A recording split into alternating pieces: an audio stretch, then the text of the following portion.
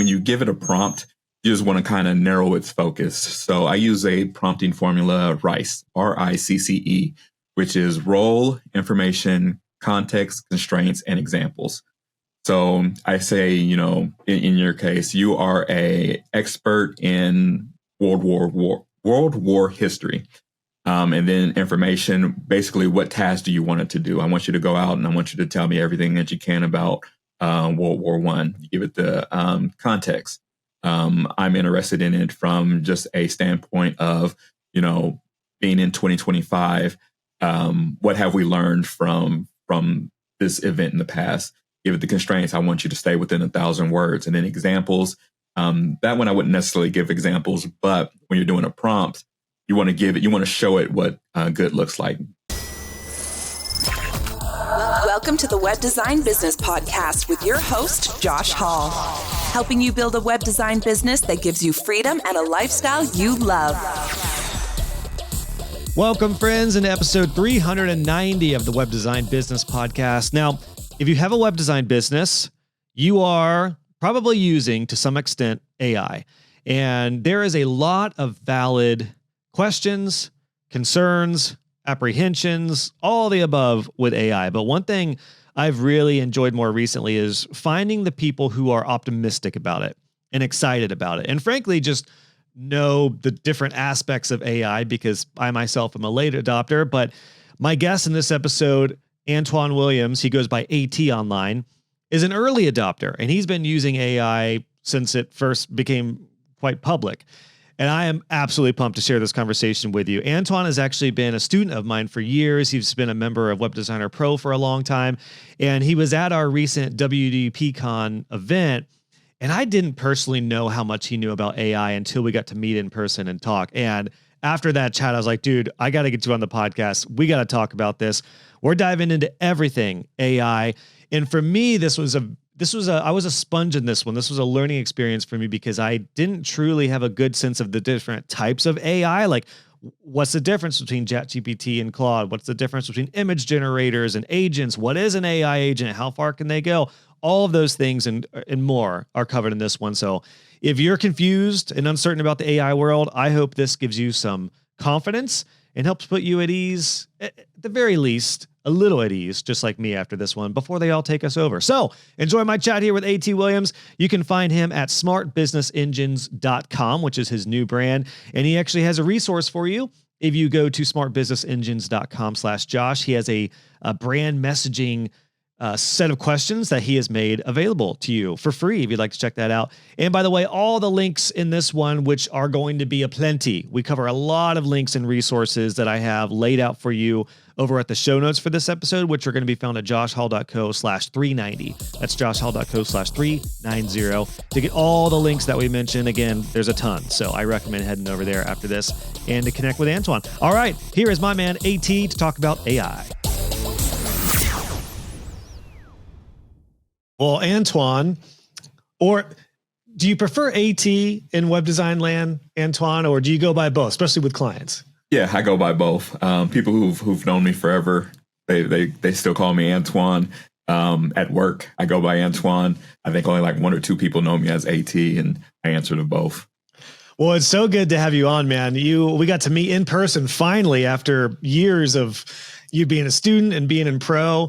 Mm-hmm. You came to our recent WDP CON. And I mean, I just want to say, to kick us off, dude, it was so awesome meeting you in person. And it's funny because meeting people, like, there's different people in pro who are really loud and, they're there almost every day and you really know them just by logging in. But there's other people who aren't as loud in the forums and stuff. And you're kind of one of those who's always been there, but I really didn't know, aside from some DMs and coaching, too much about your background and where you're at and where you're headed in your areas of expertise. And that was really just all uncovered meeting in person. So I told Antwaun, I just wanted to record a chat to make sure I remember all the stuff we talked about, because we were hanging out there and I was like, gosh, I wish we recorded that chat about AI. So let's see if we can recreate some of the magic. Yeah, sounds good. So let's start there. You do have a full-time job currently. You've been building your business, pretty methodically and thoroughly over the past few years here. What I found out in person about you is that you are an early adopter of technology. And I think there's a need for all the different stages of adopters in the world. Like, we need people who are the first to try it out. We need people like me who are like second level, second phase. And then we need people who are like, all right, I'll finally start using AI at the very end. What, have you always been a dabbler and enjoyed tech? Like, what's made you an early adopter? Yeah. I've always loved technology. Since I was young, I was the type that would find a gadget, take it apart just to see how it works, put it back together. You still got like 10 screws sitting over there on the table after you finish putting it back together. So then you got to take it apart again to actually figure out how it works. But yeah, I always just loved technology. I used to read popular science, popular mechanics growing up. Just wanted to see what new technology was coming out, and always just loved the advancement of where we were going technologically. Natural born web developer there, right? Like, especially because I know you have an interest. So you're playing around with some of the latest tools like Etch and some other stuff going on. So, and AI. So let's dive into that, because I think it might be worth kind of just giving a lay of the land of AI from your perspective, Antwaun, as somebody who, which by the way, I'm probably going to call you Antwaun or AT. It's going to be 50-50. So yeah. My transcript's going to be like, there 3 people here. But so with AI, like, when did AI first come onto your radar as an early adopter? Yeah, so ChatGPT 3.5, what we know as ChatGPT, was released in November of 2022. It hit my radar in December 2022. I don't really watch the news much, but I was walking through the living room. My wife had the news on, and they said ChatGPT was the first platform to reach the 1 million user milestone. And I believe it was just like 5 days. And I was just like, wow, that's something. Like, it took Facebook like almost a year to do, and other platforms multiple years before they reached that milestone. So I used to follow Gary Vee, and he says, you got to follow the trends. And when I heard that in 5 days, it was the fastest platform to ever do it, I was like, there's something to this. So I wanted to go ahead. I set up my account and wanted to start using it as soon as possible. What you'll find is a lot of people say AI is going to replace our jobs. It's going to make our work that we do less relevant. But it's not actually AI that's going to do it itself. It's the people who are using AI and know how to do it more efficiently that are going to be the ones to make it in this new age that we're going into. So what I decided was I wanted to be one of those people using AI. So I just got in. I didn't even know where to start. So I'm watching YouTube videos. I'm watching TikToks and see what other people are doing, and just, started putting it together and trying to see how I could use it in my business. That was my introduction into it. That's so well said. Interesting too, that it wasn't on like a website or a forum that you follow. It was just by chance passing by. I mean, we all heard about it eventually, but I don't remember hearing about it until 23. So you really just happened to get on the first wave there. I mean, I know it was for a lot of people, it was 3.5. The version was, a lot of people were already using it who were pretty tech savvy in the industry or in the know, but to web designers in the majority of the world, yeah, that was the first exposure. I think broadly seemed like it was like summer of 23, maybe, maybe a couple of years ago, something like that. So, what are some of the places where you stay up to date? Because, I mean, I'm in communities and stuff, but I'm always fascinated to hear where are you getting your info? Where are you reading? How are you staying up on what's fresh, what's new? Yeah. I do a lot of YouTube. So I'll just search ChatGPT marketing, ChatGPT web design, just to see what recent videos have came out, see what people are currently trying. I'm in the Reddit groups for /ChatGPT /Claude, another popular AI, one that I prefer for copywriting. I find it to be a little better, but ChatGPT with enough training comes out with top quality as well. Reddit.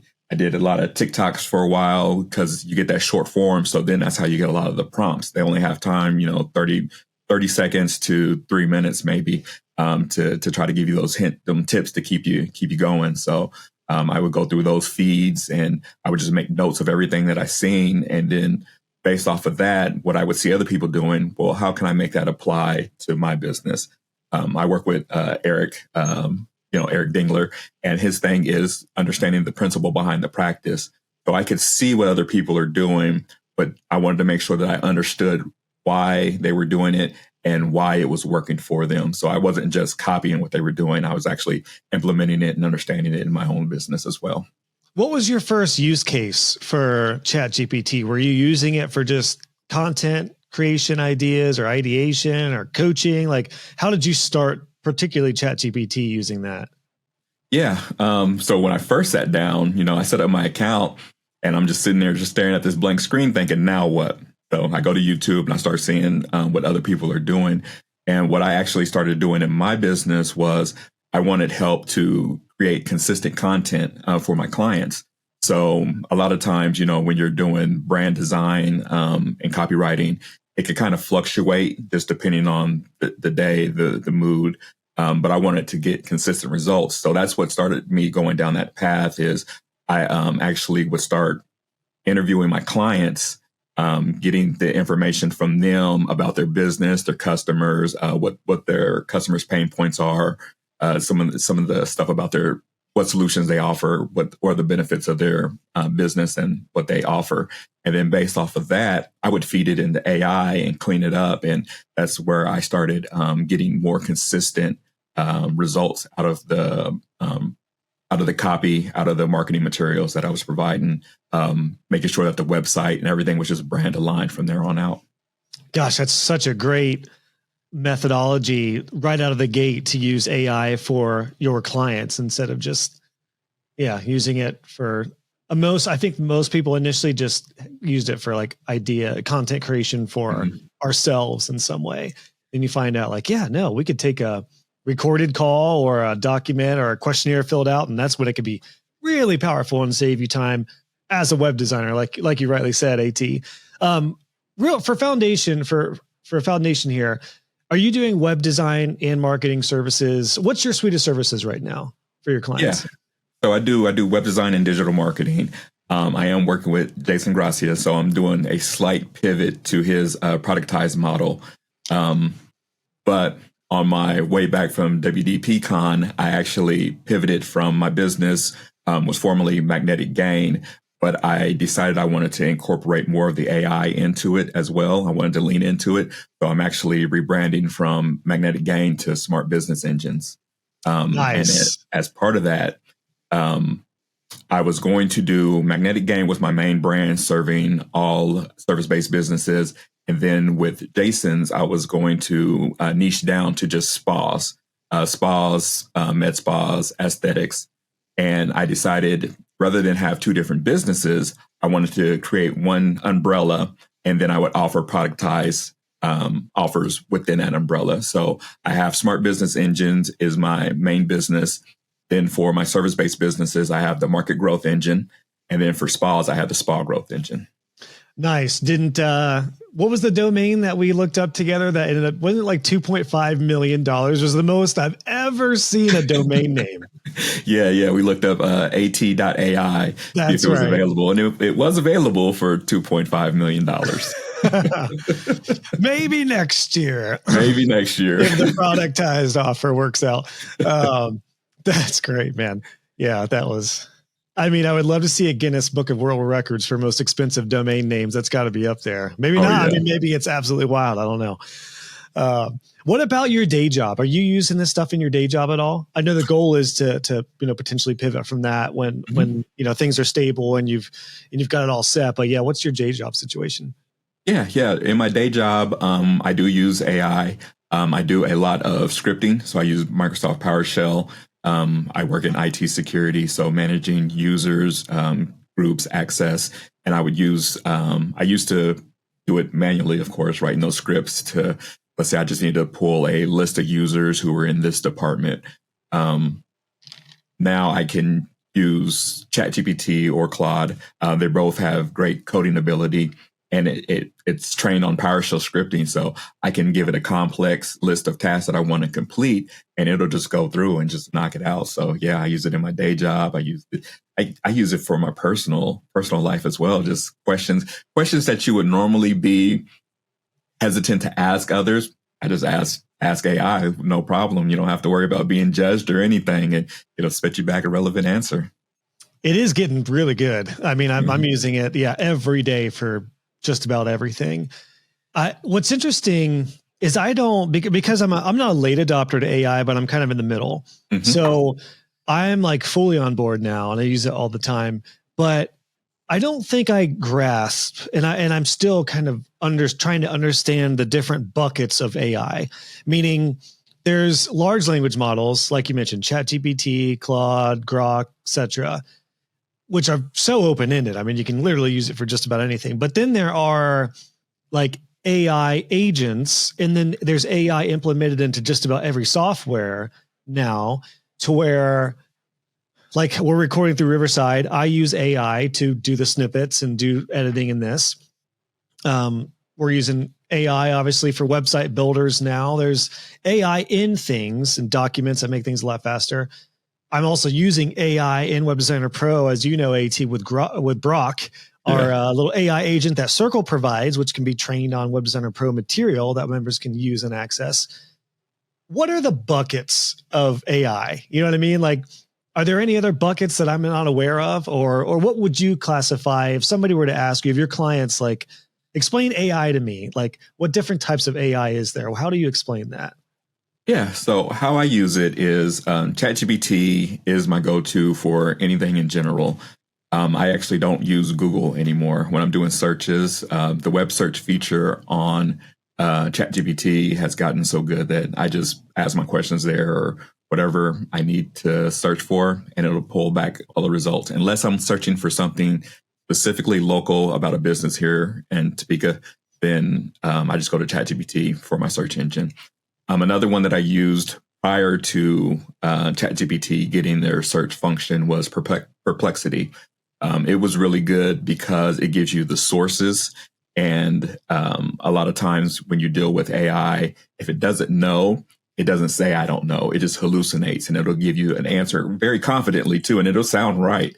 So getting those sources that you can go back and check, that's key too. So Perplexity and ChatGPT I use for search.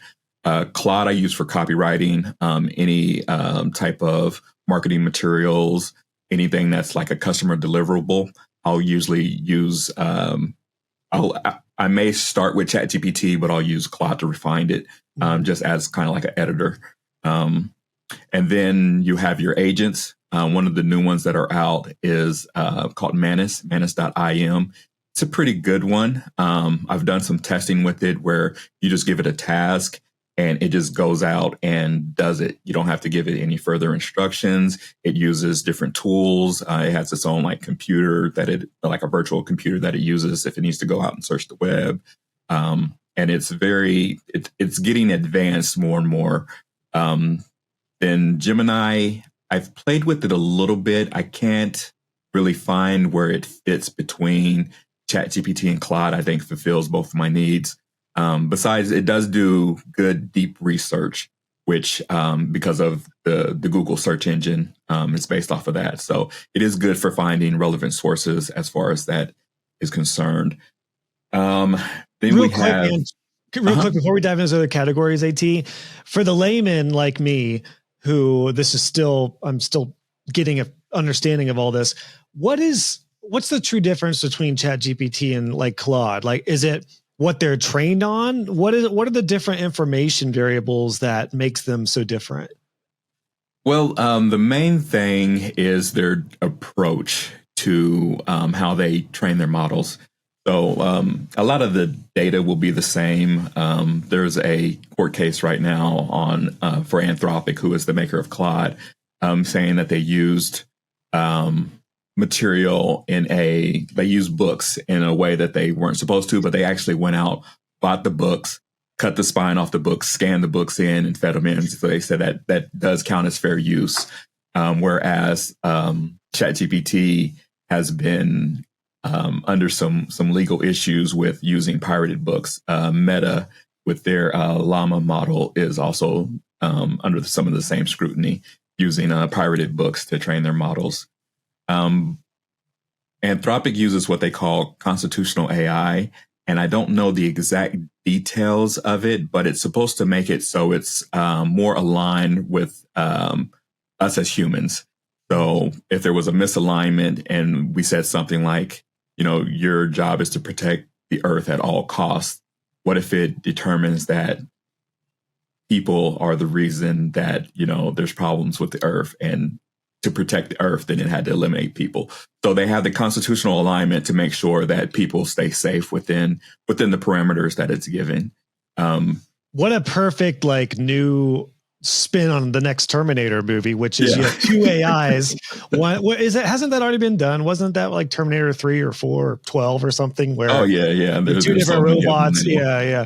So that is interesting, though. I mean, that's the big worry, right? Is that literally. You could look at, depending on what it's trained on, it could decide what is the ultimate goal, I guess, basically. Mm-hmm. Yeah.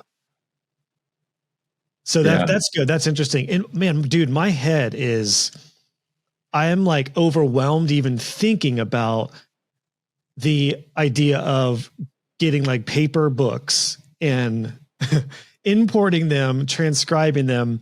How was that tracked? How many people were doing that? How, and how do you know if it's pirated versus real? I mean, my gosh, those poor lawyers. I don't usually have too much empathy for most lawyer stuff, but man, do I in that one. Those poor folks. Gosh, I can't imagine what that looks like. Yeah, I think it's opening up a lot of opportunity in the future when they say that it's fair use to, as long as you purchase the book, then what you do with it after that is your business. And I think that's been a big sticking point for a lot of these systems when they're trained on publicly available data, whether you purchase it or not. Reddit is in lawsuits with a couple of the AI systems saying that their information is being scraped because Reddit is a large community and it has a lot of user-generated content, which is valuable. So for somebody to just come in and just scrape it, then, if they're not using their APIs and not paying for it, they're saying you're doing a detriment to us and our community. So I think a lot of these legal issues that are going in, we're going to play out to see where does AI go from here? What constitutes as valid for training data, and how far are we allowed to take it? Yeah, I guess the real interesting point with that would be just like we have segmented just in our world with different web design groups and different builders and stuff. It's there's a bunch of private Facebook or paid communities where we all have our user generated content. So I guess it would be protecting each one of our own communities and groups versus having one master AI that would scrape information from all the groups. That's kind of how I'm visualizing this, just on a massive scale with these different AI platforms. Yeah. Yeah. And when you are the owner of the group or the one who's leading the group, you want to protect that data, because in this age of AI, what's going to be the deciding factor is who owns the data. That's what's going to make you stand out from the rest of your competitors. So it's basically protecting IP then, right? Yep. That's exactly it. All intellectual property. Mm-hmm. Interesting. Well, sorry, I derailed us, but so we've got large language models. You mentioned agents. I don't know much about agents because, man, would it be nice to just be like, hey, agent, go through all of my bank statements and pull out our medical expenses for this year, which I have to do every year. It takes me forever. But I don't know how. Yeah. I mean, is that type of technology possible? Obviously that's a personal sensitive data information, but just that idea of an agent going through different platforms. What's that look like right now? Yeah. So it is definitely possible. One thing that I do recommend against is a lot of these AIs are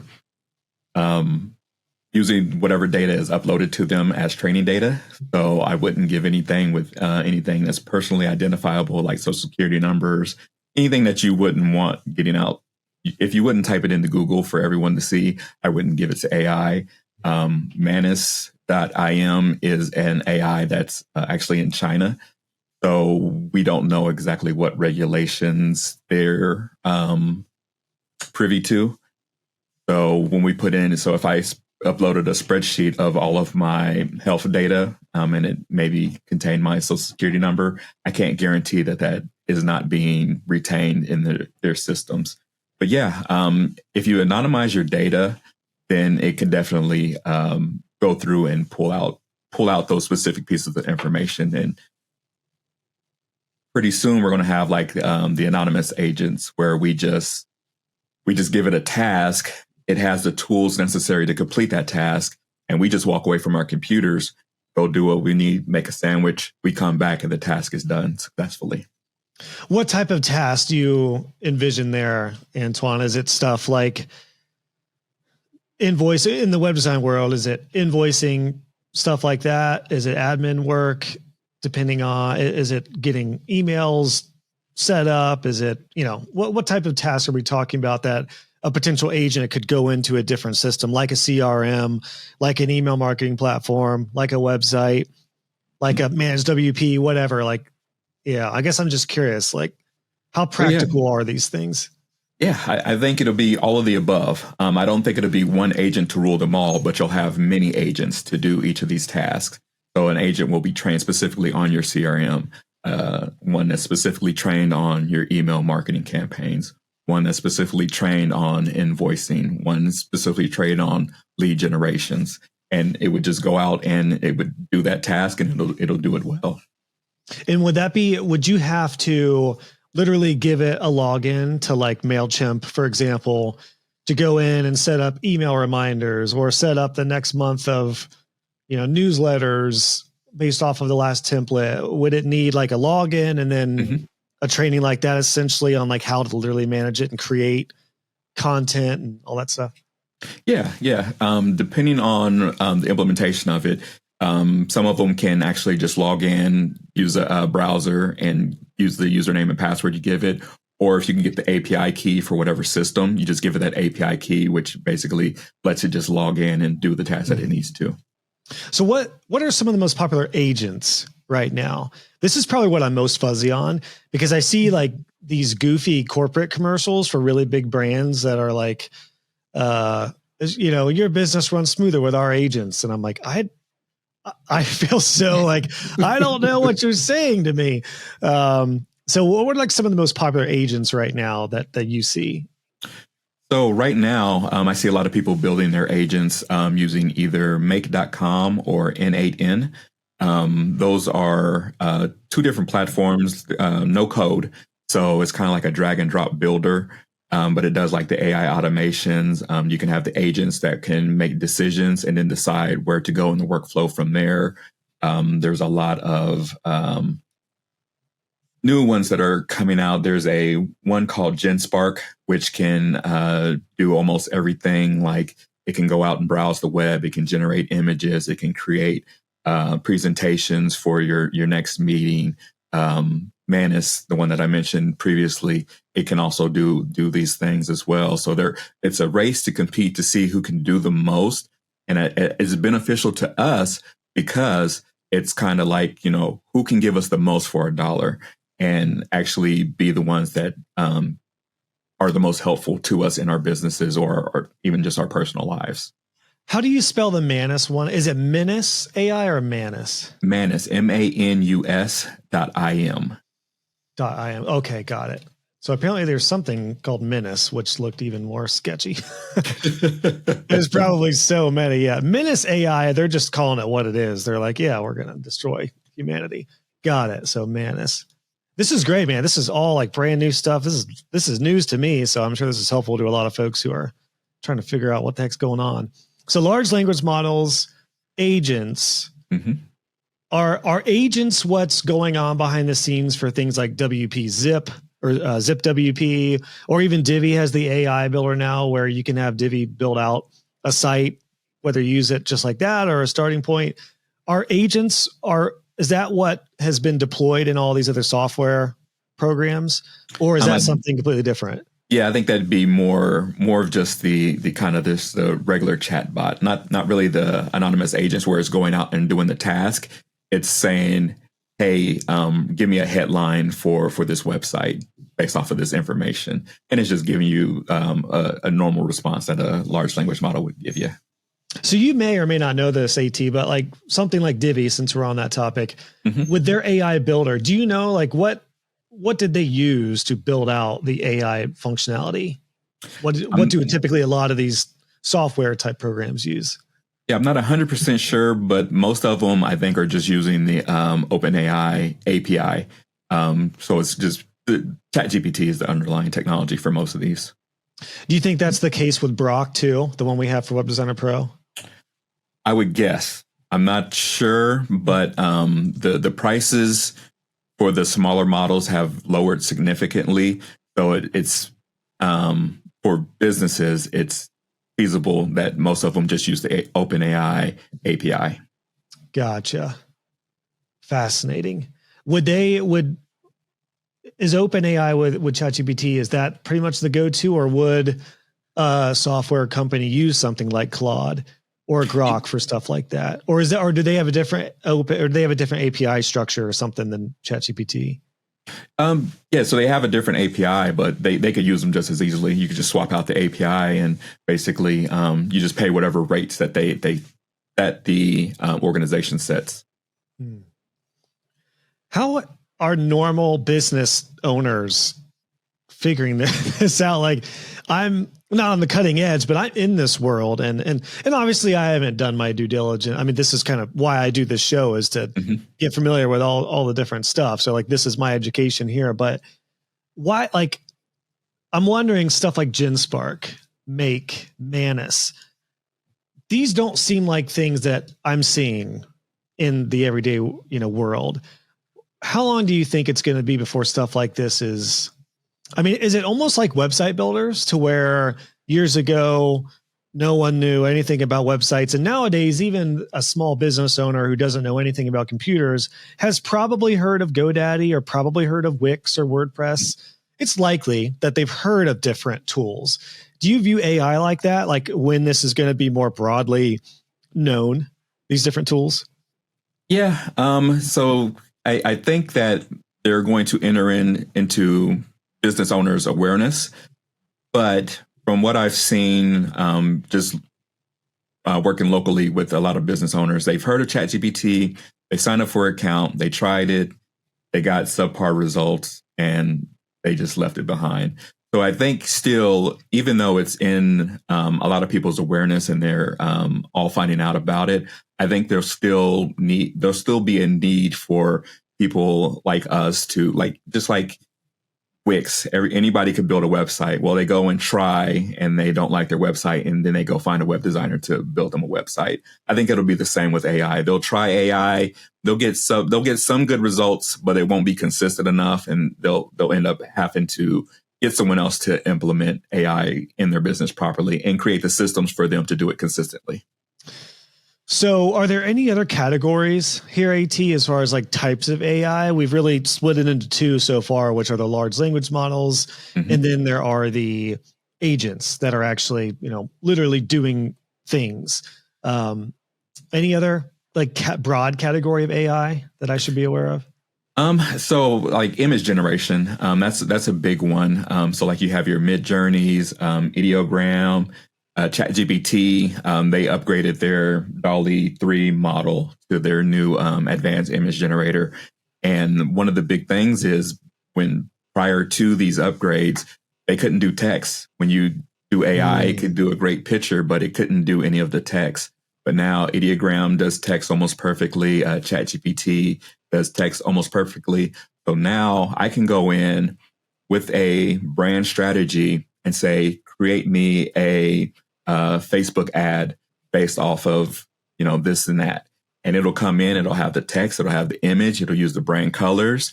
And we're pretty close to where we don't have to do all of the, back and forth with the customer. I just do that one interview. I get everything that I need from the customer. And from then on out, I can make any deliverable that they need. and we don't have to go, where you have a designer who designs whatever and then someone else who has to approve it. You could do like 10 different ideations and then put a small amount of money behind them just to see, what works, what doesn't. Whatever works, then you throw more money at it, pour gasoline on the fire, and then you can just hit the ground running.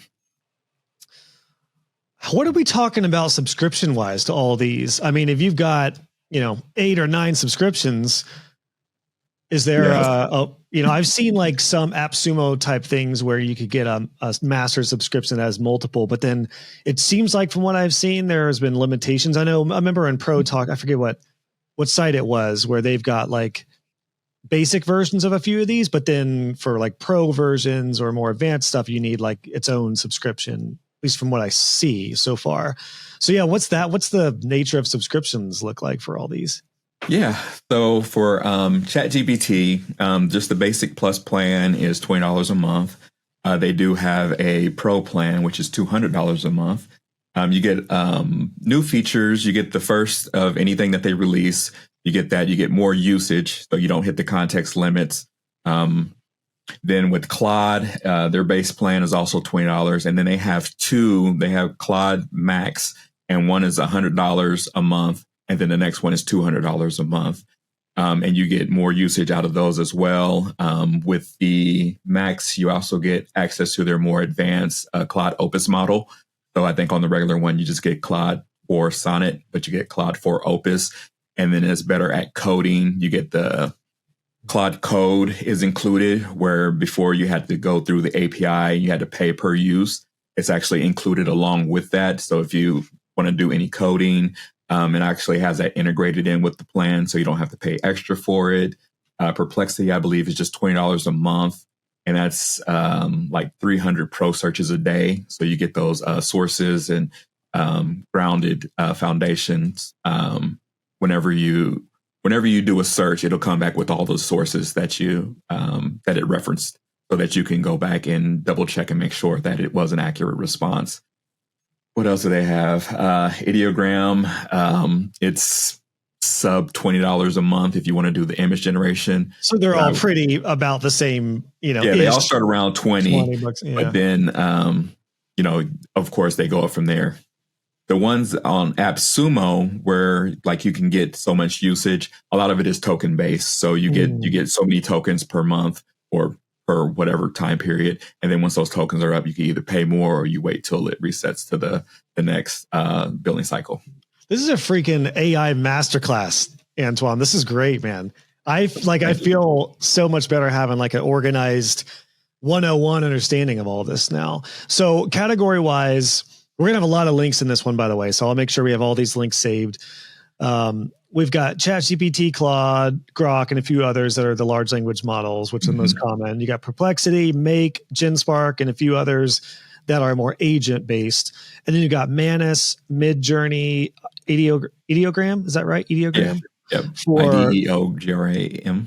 So for image, do they do video as well? Do they do multiple, like basically content creation? Is that a fair category for those? Yeah. Oh, yeah. That's fair. I don't know if Ideogram is doing videos yet. Midjourney did just announce that they are doing video, and then ChatGPT also has Sora, which does video. Gotcha. So if anything, most of those are image based, but a lot of them, I imagine if those are doing images, they're probably doing or working towards video as well. Mm-hmm. Yeah. And a lot of the video generations right now is kind of limited in length. So like you can get up to 8 seconds per clip. And then you just kind of stitch them together. So if you want to make a longer video clip from there. So like with Riverside, which was what we're recording in right now, I could take this recording and do a variety of different AI like versions of us. We could do Muppets or we could be babies. What is that type of technology likely using out of these? Would that be more of the content AI versus like a large language model type thing? Yeah, I'm not sure on that one. It sounds kind of like some of the Snapchat filters, more of like the augmented reality type of just changing the faces and stuff like that. But yeah, it has AI under the hood. Yeah, I'm just wondering, what would that be? I'm so curious as to what some of these platforms are using under the hood, but some of that is probably proprietary. Yeah. Although we could see ChatGPT may know, I don't know. Or Claude, or who knows? Interesting. Any other categories here, AT, that we're not, we haven't really talked about that you're aware of? Yeah. One of the big ones that is new to the scene is Notebook LM. It's a Google product, absolutely free, and it's source grounded. So basically, you go out and you tell it what sources you want, and any responses that it gives you is tied to that source. So you can link up URLs to YouTube videos. You could do PDFs, documents, websites, but then anything that you ask it is only relevant to the sources that you give it. And I believe on the free plan, you can do like up to 50 sources per notebook. And then if you're on a paid plan, I think they increased it up to like 300. But I like that one because you can also do, once you add all your sources, they do a free audio podcast. So it'll actually go through, scan all the sources, and then give you an audio overview of all of the sources. So if you just want to learn just the overall what the content is about, you have it's a two host podcast, and there's going back and forth talking about the subject, and it's a good way for you to learn and increase your understanding of whatever the subject is. And I'm assuming we could, put this conversation in and say, I want person 1 to be AT and person 2 to be Josh, and have them just go back and forth with an AI podcast. We're not there yet to where we can actually change the voices, because right now it's just a male and a female voice, and it's the same 2 voices out of everyone. But I think there's what is it called? Like a Google Labs where you can actually change the different voices. So I think they're going to be bringing that feature out sometime soon.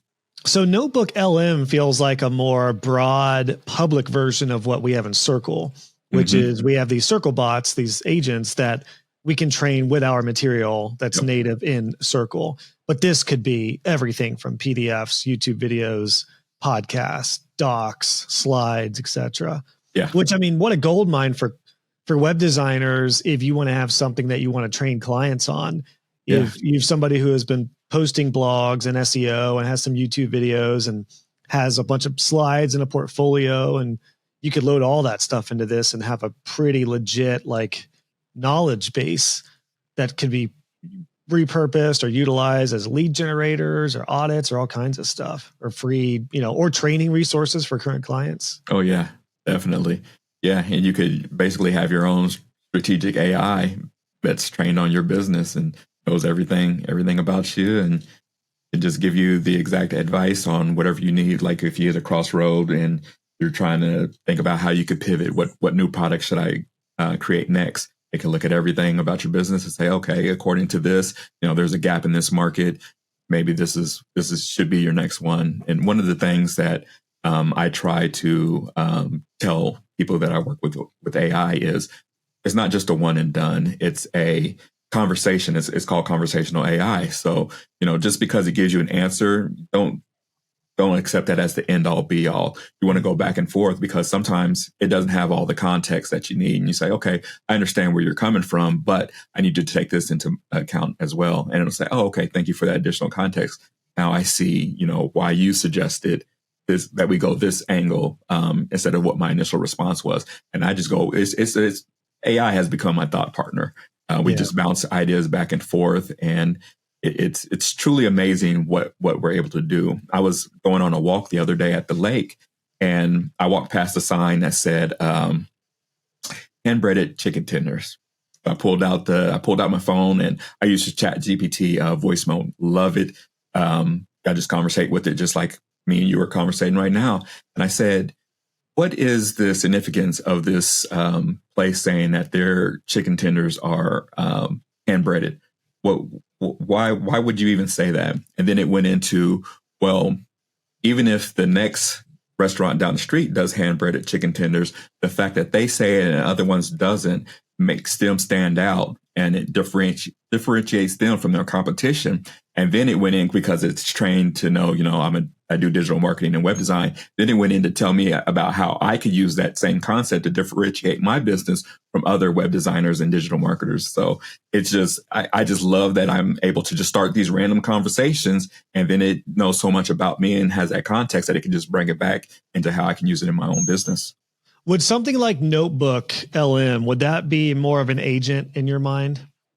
No, not really an agent, because it doesn't go out and actually complete tasks. It's more of just it's like a knowledge base that you can query and get information back from, but it won't actually go out and like order me airline tickets so that I can go to Florida next Wednesday. Gotcha. So it's probably in the LLM bucket. It's more of a language large model, taking a lot of info and creating assets, but not completing tasks. Yeah. That's a good distinction. Create like consolidating information, creating things, but not completing tasks. Yeah. Yep. And that's one of the main distinctions with the agents, is that they're actually going out and completing tasks on your behalf. Gotcha. I'm writing some of this down just to help me wrap my head around this before it explodes. Very, very cool. Yeah, I do feel that seems right to me, that there's, creating or ideation, anything that's going on with large language models, task completion, which are agents, and then content creation, like images, video, which could be, I guess, LLMs, but that seems different to me. So, I mean, I know, ChatGPT can do it, but it seems like Ideogram and some of these other ones are like far ahead of Claude and ChatGPT, it seems like. Yeah. As far as the image generation, Claude doesn't do it yet. I'm waiting to see when they introduce it, because in order for them to, I don't want to say stay relevant, but in order for them to keep up with the other offerings, if they want to get some of that market share, I think that at some point they're going to have to introduce that as a feature. Yeah. OpenAI it's so when OpenAI released their new advanced image model, I actually canceled my Midjourney and my ideograms. Oh, really? Yeah. Because it was just so good. Like I did a mock-up of a technology magazine cover, and it just blew me away what I was able to generate with just a very simple prompt. And I was able to just say, I want blue and green, I want it futuristic, and it produced it. It took about, I don't know, maybe 30 seconds. And what it produced was better than what I was able to get out of Midjourney as far as word accuracy, the quality of the image. So I just went ahead and canceled those. So OpenArt is OpenAI's image generator, correct? Or is that something different?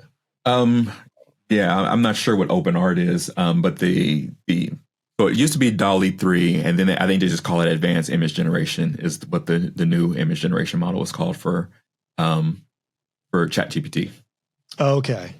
So it's actually in ChatGPT. It's not. Yeah, it's in ChatGPT. So if you generate an image of, then it'll just generate the image right there in the same chat.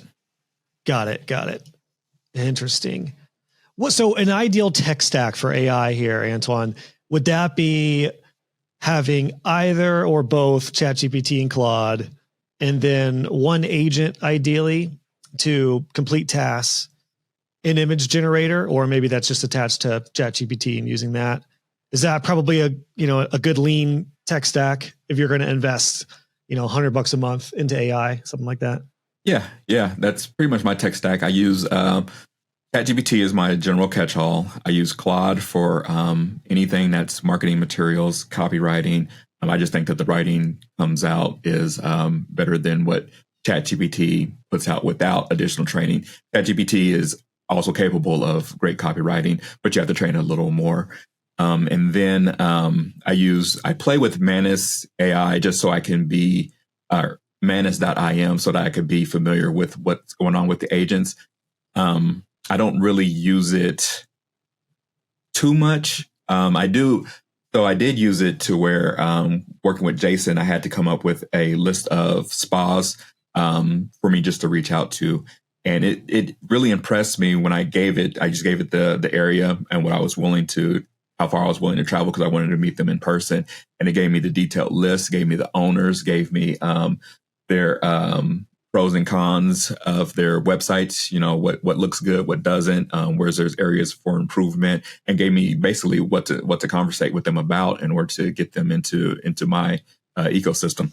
So, and it just off of a single prompt, and it gave me more than what I asked for. So I think what agents are going to be able to do here in the near future is it's going to make our jobs a lot easier.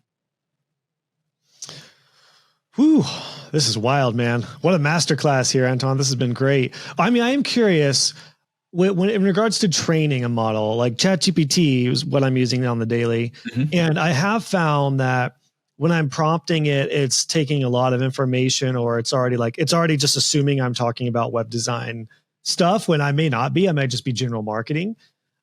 So how do you break free from a trained model if you want, or do I just prompt it and say, don't think about any of the past stuff, past discussions, go completely off of, whatever you would normally choose from online or wherever you're pulling from?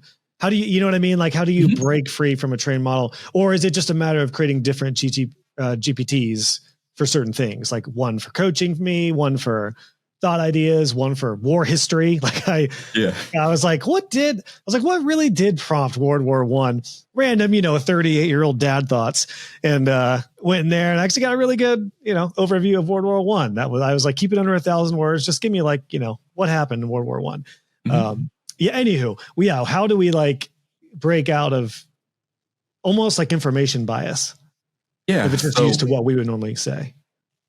You could use the custom GPTs or the projects so that you narrow down the focus to just the documents that you include in the custom instructions.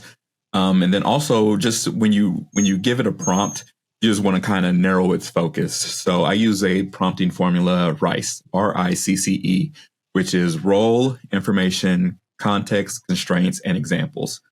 So I say, in your case, you are a expert in World War history. And then information, basically what task do you want it to do? I want you to go out and I want you to tell me everything that you can about World War I. You give it the context.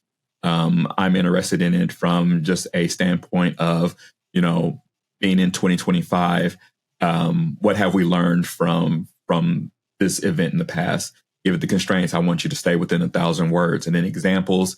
That one I wouldn't necessarily give examples, but when you're doing a prompt, you want to show it what good looks like. Show it what does success look like? And then it can make sure whether it's a bulleted list, if you want it in paragraph form, if you want it in a markdown table, you just tell it that, and then it'll make sure that it returns that information to you. When you give it all of that information, then it says, oh, okay, I know exactly what I need to do from here. And then it'll go out and successfully do that. So you narrow its focus because it's trained on so much data. When you give it the role, the information, all that, then you kind of narrow that focus down to get exactly what you want. Another thing that I do when I'm using it is, here's the task that I want you to complete. Now I want you to ask me 15 and 20 questions to make sure that you have all the information you need to do it successfully.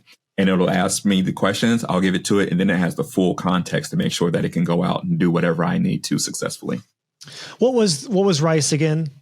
It's role, information, context, constraints, and examples. Got it. Cool. That's a great little framework, man.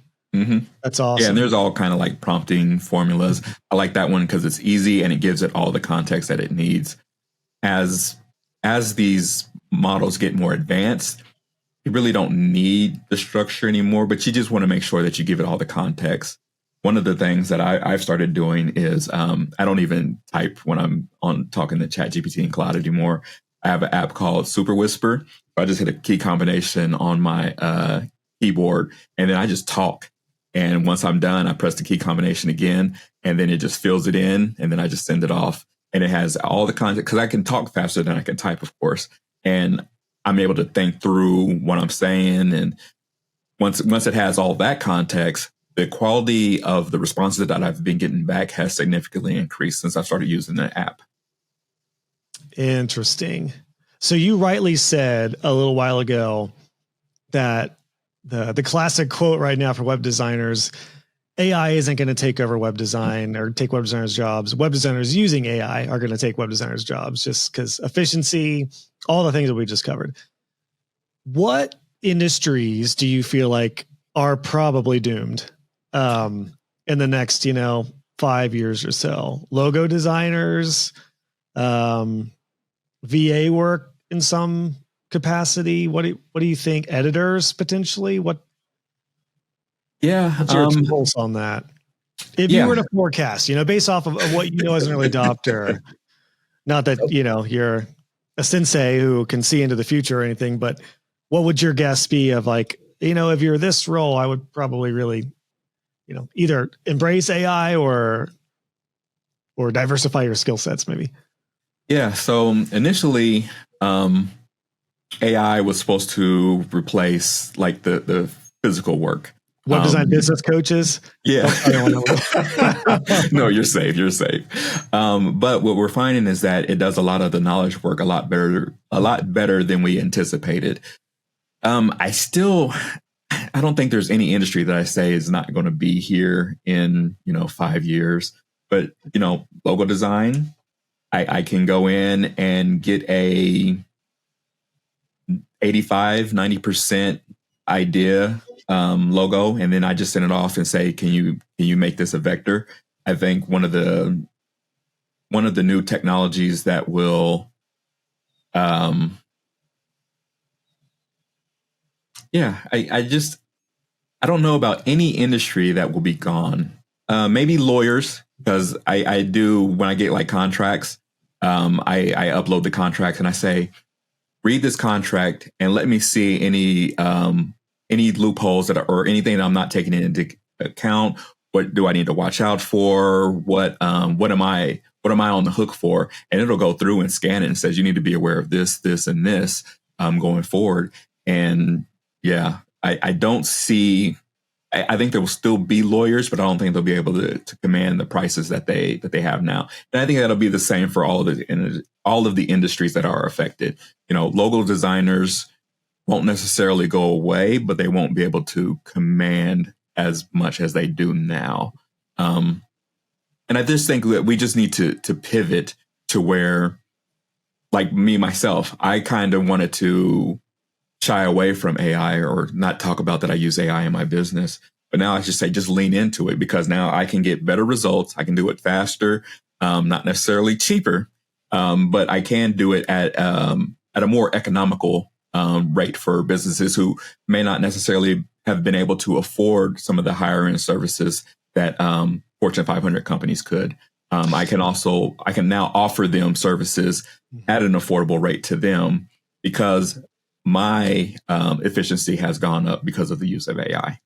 I'm actually going to, just for the fun of it, not disagree with you, but I'm going to play devil's advocate and almost go the opposite way and saying that even a logo designer who using AI correctly, or maybe not correctly, but just using it to speed up the process, may be able to command more simply because they're getting stuff done so fast. And I do think we're in a world where service providers, if they can get stuff done way faster, then even building a website, if you can get it, that's why like VIP days and website in a weeks are very popular right now, because it's like, well, do I want to wait 90 days? Yeah. If somebody has a booked out model, or it's like, a really long custom process, or could we get it done in a week? Maybe it's $2,000 more, but do you want it now or do you want it in 3 months? That's appetizing for a lot of busy business owners. So I do wonder, I'm only having fun pushing back by saying like, maybe speed, getting things done sooner, and maybe even potentially at scale, maybe that's where there is a lot of opportunity for a lot of these industries. Yeah. I agree with you there.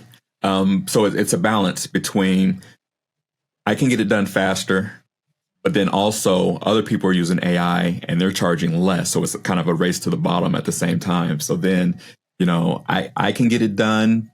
I think we have to position ourselves more as strategic partners. as far as we don't just do the commoditized, you give me a task and now I do it. We also help with the strategy behind the business, how we can help them grow, how, we got to sell more than just a logo, I think would probably be the key differentiator in that situation of where you can command more, because you're not just creating a logo, you're creating a brand asset that, makes you immediately recognizable in your industry and makes you stand out from all of your competition. So I'm so glad you said that too, Antwaun, because you can use AI with all these tools we've mentioned in a way to be more of a consultant, especially for web design. As we know, we talked about this in person at the event, where I think at one point I said in my coaching segment, I really am pushing for people to be more than a pixel pusher, like more than even though saying I'm a web designer opens up tons of doors. We all know you're much more than a web designer. You are a business strategist. You are a business consultant. You are an SEOer. You are a copywriter. You are a graphic designer. You are a coach. You're a lot of different things as a web designer, even if you're early on. So I think being really open about that and saying that maybe you're not a full service like digital marketing agency, but you are a full service web consultant in a lot of ways. Yeah, I totally agree. I think everyone, whether it's a logo designer, brand designer, graphic designer, web designer, developer, if we really position and highlight those other areas of things that we're doing regardless, I think that's where those who excel are going to excel over the next 5 to 10 years. That'd be my 2 cents on it. Yeah, I agree with you there.